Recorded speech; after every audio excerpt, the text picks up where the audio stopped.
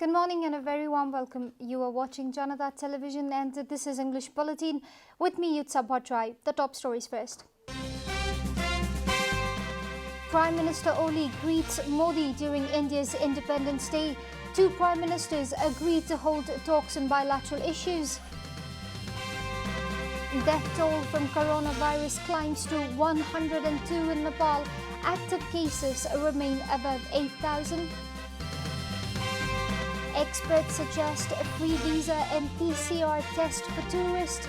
Asserts this policy could bail out ailing tourism sector. Russia produces a first batch of COVID-19 vaccine. India ready for mass production, says Prime Minister Modi. And India's cricket legend Dhoni retires. The World Cup winning captain ends a 16-year international career.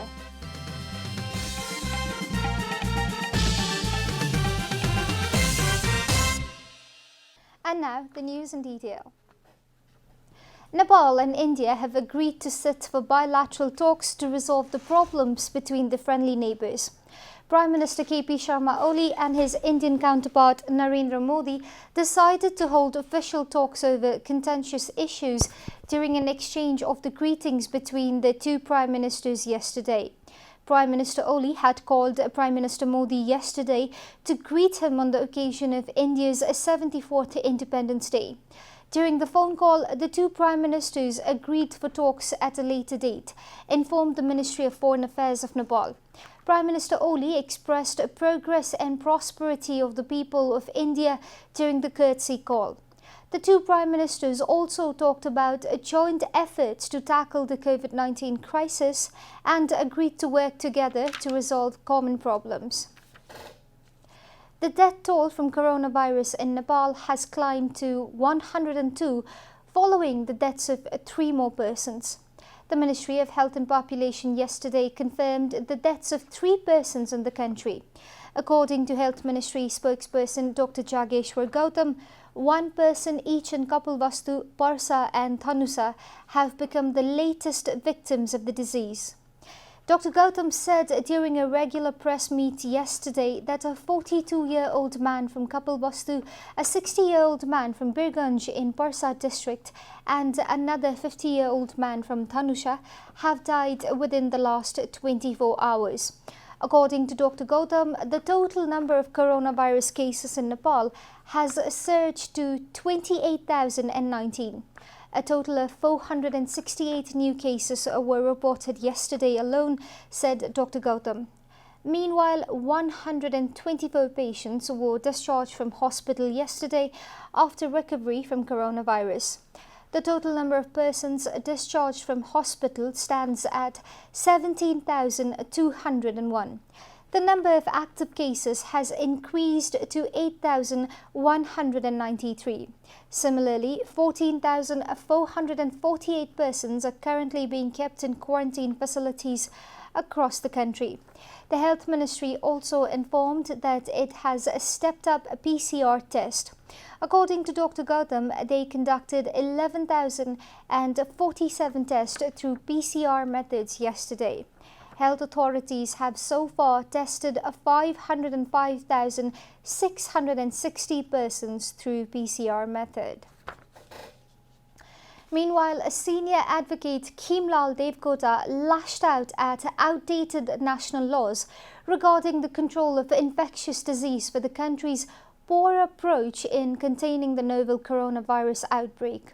Advocate Devkota yesterday alleged that the implementation of obsolete laws and avoidance of the new ones enacted after the promulgation of new constitution as the reason for the unsuccessful attempts to control and contain COVID-19 infections. Reminding that the country's Infectious Disease Act dates back to as early as 1964 and is still in effect, Advocate Devkota reiterated that the old act fails to recognize any kind of pandemic, including COVID-19. Hence, depending on such act proved to be unwise in Nepal's case, Advocate Devkota added. 2020 मा बनेको कानुन प्रयोग गरियो जुन कानुनले corona भन्ने चिन्दैन, प्यान्डेमिक flu भन्ने चिन्दैन, जुन कानुन त्यति बेला विफर लागेको बेला उन्मूलन गर्नका निम्ति ल्याइएको, त्यसकारण यो उपयुक्त कानुनको प्रयोग भएन भन्ने खालको पनि एउटा निष्कर्ष निस्कियो। Possibility of containing the spread of infectious disease and dealing with pandemic has been reserved for provincial governments by the Constitution. The government has, however, delegated such powers to the local administrations, which has made the situation more chaotic, Advocate Devkota opined. अधिकार पनि कोष पनि केन्द्रमा, काम र जिम्मेवारी स्थानीय तहमा, त्यसले गर्दा यसले पनि ठूलो कन्ट्राडिक्सन पैदा गरेको देखियो। A report on containment of infectious disease prepared by the Law Society has already been submitted to the Health and Education Committee of the Parliament, Devkota informed. The report will help improve the domestic jurisprudence in dealing with the infectious disease, he further added. 16 dead bodies have been recovered from the landslide-hit area of Jugal Rural Municipality in Sindhupalchok district. Authorities have identified all 16 bodies. Dawa Gyalbotong, who was rescued alive from the landslide debris, is being treated at a hospital in Chautara.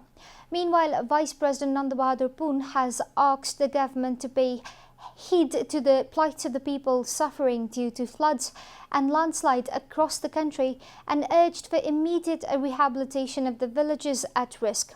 He also shared condolences to the people who were affected by floods and landslide all across the country.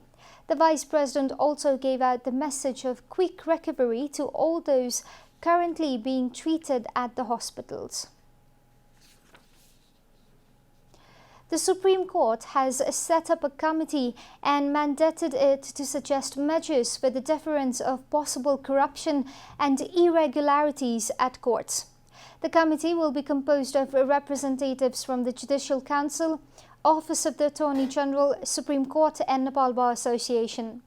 Last week, Nepal Bar Association, an umbrella organization of legal practitioners of the country, had demanded that a special mechanism be formed to probe judicial corruption. Nepal Bar Association had also submitted a memorandum to Chief Justice Cholendra Samshar Rana to set up a special committee with the representatives from the bar to discourage corruption, malpractices, transgression and middleman approach existing within the country's judiciary. Nepal Bar Association had also unveiled a report concluding the rise of middlemen in court and its adverse impact in the independence of judiciary. The court has addressed the bar's demand by setting up the committee. The committee has been directed to submit its final report within the next 3 months. The judiciary has met with a sharp criticism from the public of late for some of the controversial decisions. In other news, the daily life of people in Chitwan has been affected after a prohibitory order was issued in Bharatpur metropolitan city. Industries, factories, market and transportation are all most likely closed, with some emergency services still operational. According to a notice released from the offices of the Chief District Officer Narayan Prasad Bhattrai, the prohibitory order will be in effect until 21st August. The roads are also empty, with only emergency service vehicles and long-distance vehicles plying since Friday. Shops for buying necessary household items are allowed to open from 5 to 8 in the morning and in the evening. The decision to issue the prohibitory order on all areas of the Bharatpur was made after cases of coronavirus started to rise rapidly. A total of 30 people were tested positive in the last 4 days in the region. Anyone found violating the prohibitory order will be punishable by law, informed CDO Bhattrai. And now, the news from Economic Front.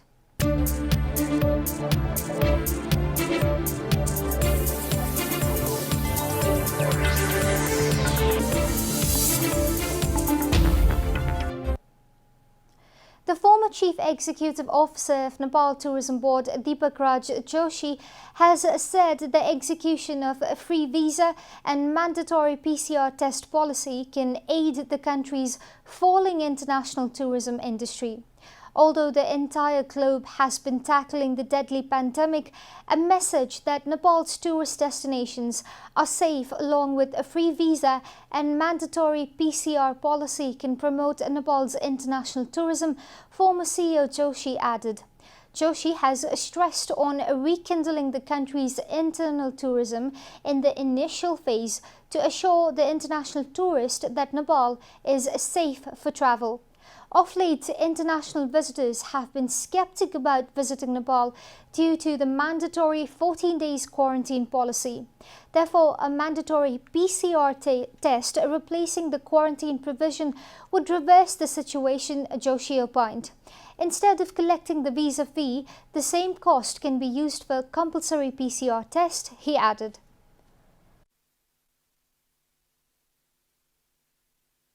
Quarantine टुरिज्मको विकल्प होइन, testing मात्रै विकल्प हो भने चाहिँ सरकारले एउटा त्यो मेकानिजम चाहिँ बनाइदिनु। अहिले हामीले कुनै एउटा हस्पिटललाई जिम्मा दियौँ भने उनीहरूले गरिदिइहाल्छ त्यो, होइन, समस्याको कुरा पनि भएन। र अर्को कुरा के छ भने अहिले जस्तो हामीले यो भिजाको फी लिइरहेछौँ, होइन, अथवा कतिपय ठाउँका अरू फीहरू लिइरहेछौँ, ती फी चाहिँ हामीले छोडिदिएर बरु यो टेस्टिङको चाहिँ पैसा उसलाई चार्ज गराउने, जस्तो $30, $35, $50 टेस्टिङ भइहाल्छ।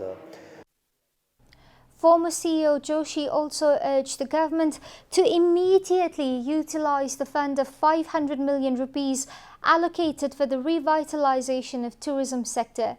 Dispensing the fund's money to help tourism entrepreneurs and employees working in the tourism sector right now as they await relief would be crucial, Joshi added. यो 50 अरब जुन अस्ति बजेट छुट्या छ, हैन, यो पुनरुत्थानका लागि भनेर त्यो चाहिँ छिटोभन्दा छिटो कार्यविधि बनाएर यसलाई चाहिँ परिचालन गर्नु पर्यो। यो चाहिँ 6 महिना 8 महिना पछि परिचालन भएर यसले कुनै इम्प्याक्ट क्रिएट गर्नेवाला छैन, किनभने व्यवसायीलाई कामदारलाई मर्का चाहिँ अहिले परेको छ, हैन। Upholding the tourism sector as the pillar of national development, former CEO Joshi stressed on innovative plans and policies to revitalize the tourism sector. Welcome back, and now the international news.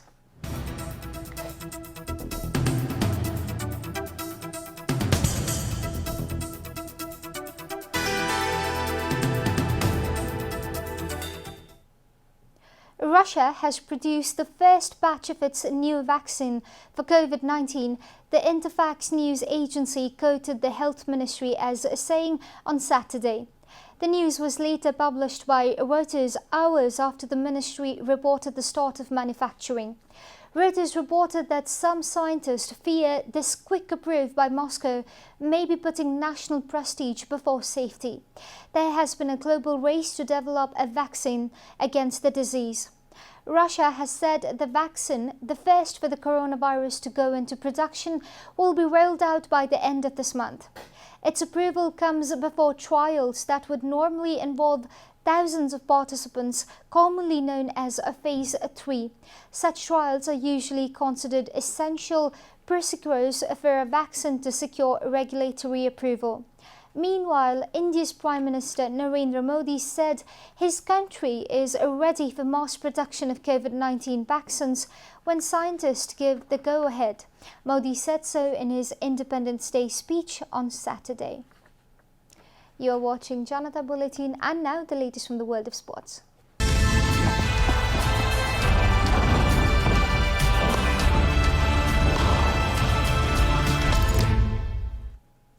India's cricket legend and World Cup winning captain Mahendra Singh Dhoni has announced his retirement from international cricket, according to the BBC. 39-year-old Dhoni led India to the 2007 World 2020 title, the 2011 World Cup and the 2013 Champions Trophy.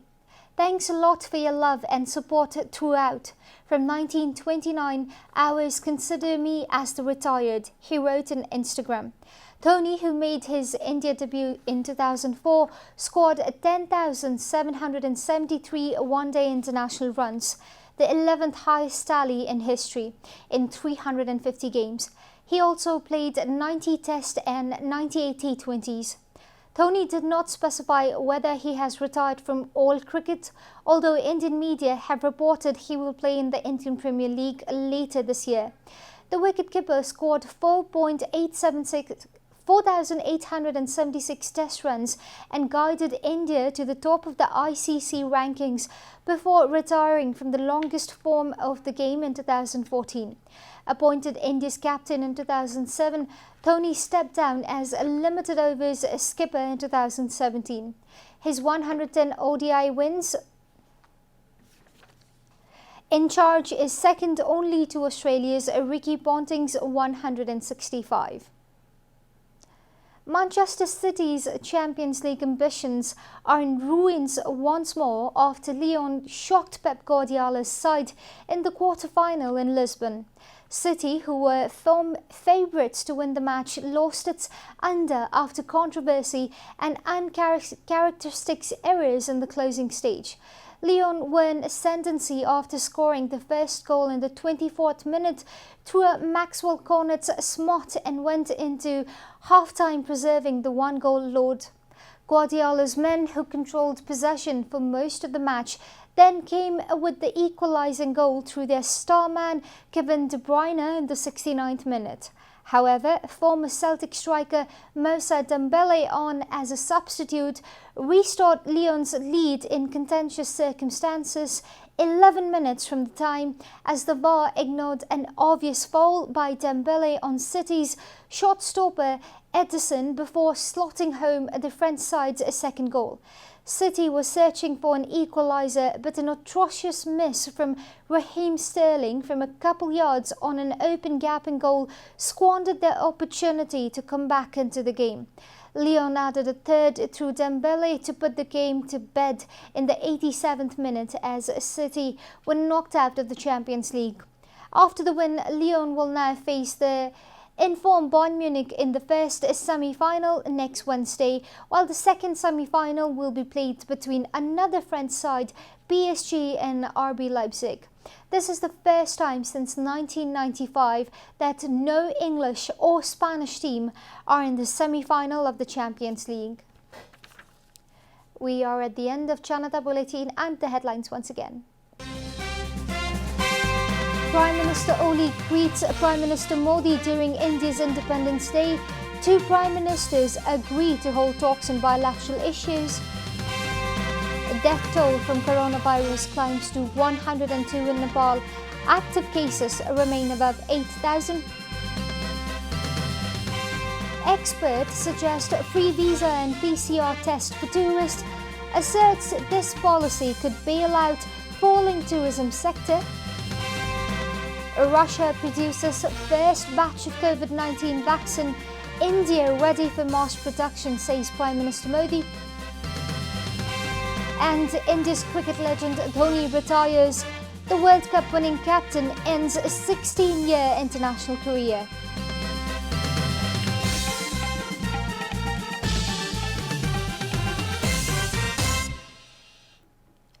And that's all from the English News Desk for today. You can follow Janata Television and our programs on various social media platforms, including on our website JanataSamachar.com. We urge all our viewers to follow government directives of the lockdown and follow healthy, hygienic practices to keep safe from any infection. Keep washing your hands, keep watching Janata Television. Namaste.